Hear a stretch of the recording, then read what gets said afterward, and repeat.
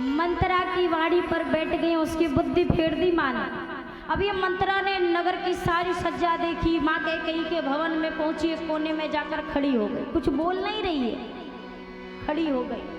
माँ कैकेयी ने कहा क्या हो गया, तो ऐसे चुपचाप खड़ी है, कुछ नहीं बोलती है। जब ज्यादा देर मौन रही, माँ को व्याकुलता हुई। माँ ने कहा अरे मंथरे क्या हो गया, मेरा राम कुशल से तो है। सबसे पहले कुशलता किसकी पूछी है? राघव जी की कुशलता पूछी है। ये नहीं पूछा कि मेरे स्वामी ठीक हैं कि नहीं, अयोध्या में सब ठीक है कि नहीं। पहली कुशलता राघव जी की पूछी है। हम और आप ये जब प्रसंग आता है ना, तो हम अक्सर माँ कैकेयी को बहुत कुछ बोल जाते हैं। हमें लगता है कैकेयी जी की वजह से राम जी को ये कष्ट हुआ, वो कष्ट हुआ। अरे भैया, राम जी के लिए कैकेयी जी ने जो सहा है ना, वो संसार में सहने की किसी के अंदर क्षमता नहीं। माँ कैकेयी के त्याग की बराबरी हम माँ कैकेयी की निंदा करते हैं, पर मेरी मैया कैकेयी निंदनीय नहीं है, मेरी माँ कैकेयी वंदनीय है। जितना बड़ा त्याग मेरी मैया कैकेयी ने किया है, हम आप सामने की चीज देखते हैं, पर पर्दे के पीछे क्या हुआ वो हम कहाँ जान पाए हैं। सामने तो दिखाई दे दिया कि मैया कैकेयी ने वरदान मांग लिया, पति के प्राण तक चले गए, पर माँ अपने प्राण पर अडिग रही। पर अगर पर्दे के पीछे की बात करूं, तो ये सारा कुछ मेरे राघव जी के लिए मेरी माँ कैकेयी ने किया है। एक बात बताइए, अगर माँ कैकेयी ये वरदान ना मांगती, तो आज राम जी को अयोध्या के लोग तो जानते थे, पर अगर आज पूरा विश्व राम जी की पूजा करता है, तो ये मेरी माँ कैकेयी की देन है। ये उनके त्याग का परिणाम है कि पूरा संसार आज राघव को मर्यादा पुरुषोत्तम कहता है। ये मेरी मैया कैकेयी ने किया है। कहते हैं जब राघव जी छोटे थे ना, मैया कैकेयी की गोद में आकर बैठे। मैया कैकेयी से कहा माँ तुम मुझसे कितना प्रेम करती है।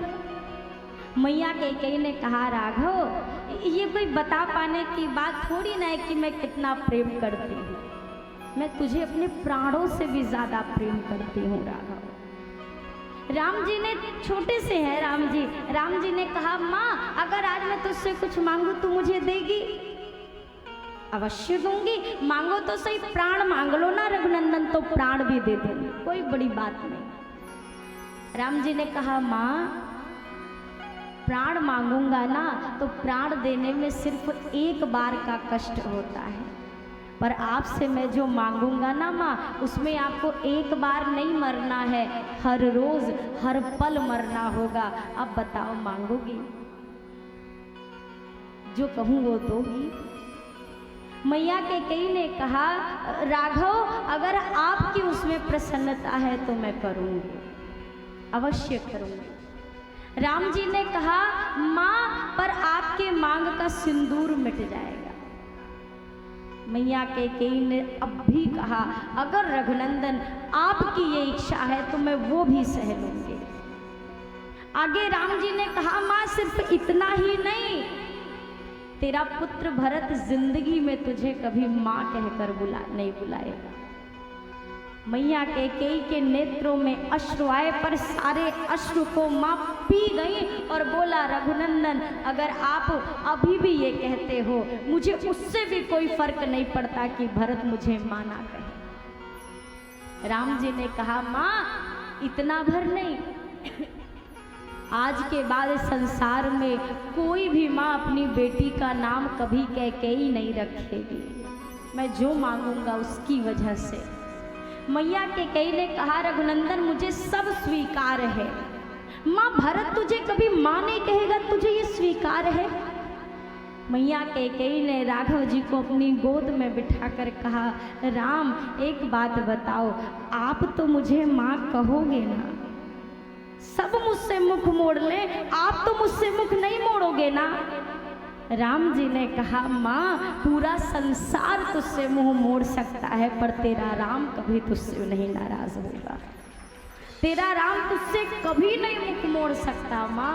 मैया कैकेयी ने इसी पल कहा तो बस रघुनंदन मुझे कोई फर्क नहीं पड़ता, अगर भरत मुझे छोड़ दे, मेरे स्वामी मेरा त्याग कर दे, पूरा संसार मुझे तिरस्कृत कर दे, अगर मेरा राम मेरे साथ है तो मुझे दूसरे किसी की परवाह नहीं, मैं सब सह लूंगी। ये त्याग मेरी माँ कैकेयी का है, ये मेरी मैया कैकेयी ने किया है। लोग कहते हैं कि राम जी के लिए मैया कैकेयी ने ना अपने भरत के लिए राम जी का त्याग कर दिया, अपने बेटे के लिए राम जी को ठुकरा दिया। पर जरा ये पूरे प्रसंग को थोड़ा ध्यान से इसका पठन पाठन करिएगा और तब आप सुनिश्चित करिएगा, आप देखेंगे मेरी माँ कैकेयी ने भरत जी के लिए राम जी को नहीं त्यागा है, बल्कि राम जी के लिए भरत जी को त्यागा है। राम जी से तो कभी मैया की कोई नाराजगी हुई ही नहीं है। राम जी तो वन जाने से पहले भी माँ कैकेयी के थे, वन में भी सबसे पहले माँ कैकेयी से मिले, वन से आने के बाद माँ से सबसे पहले मिले। अगर कोई छूटा माँ कैकेयी के जीवन में तो वो भैया भरत छूटे, उनके अपने पुत्र छूटे। इतना बड़ा साहस मेरी मैया ने किया, ये त्याग मेरी माँ ने किया है। हो राखे रहियो मोरी खबरिया मोरे राम जू धनी, हाँ राखे रहियो मोरी खबरिया मोरे राम जू धनी, राखे रहियो मोरी खबरिया मोरे राम जू, खबरिया मोरे राम जू धनी, राखे रहियो खबरिया मोरे राम जी धनी, राम जू धनी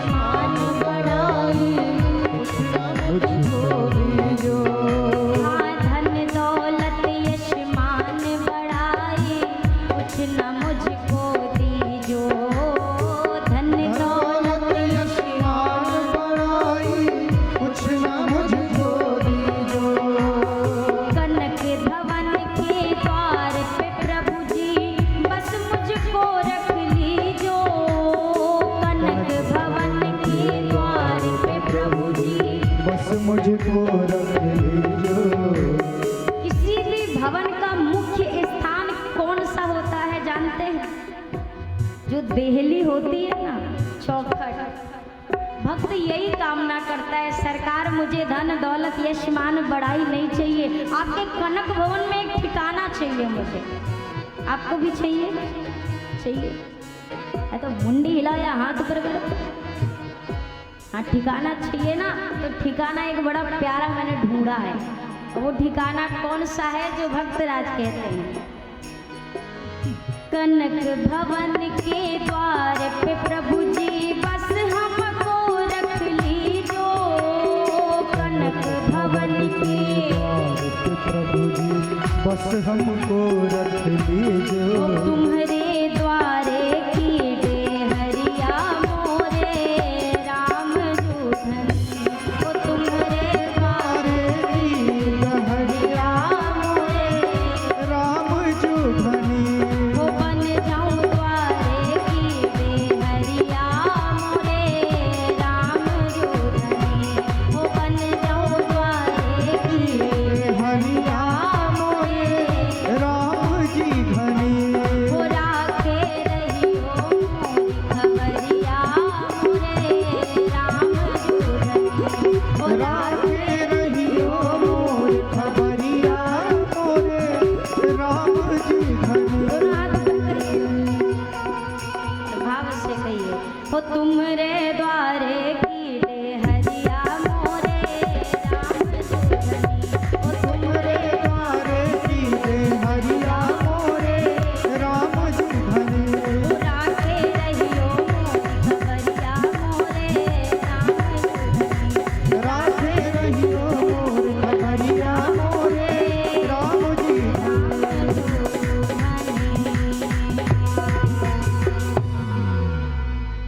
हो बन जाऊं द्वारे की डेहरिया मोरे। जोरते बोल, एकादशी सभी का है, कछु लोग का होएगा ना, उनके लिए छूट है जिनका व्रत है, उनके लिए भी ना है।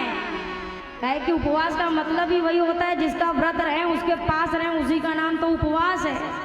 फलाहार के पास रहने को उपवास ना कहते। एक बात बताइए, सुख और दुख आपको कौन देता है? कौन देता है? दुनिया वाले? बोलिए, नंबर ना कटेगा।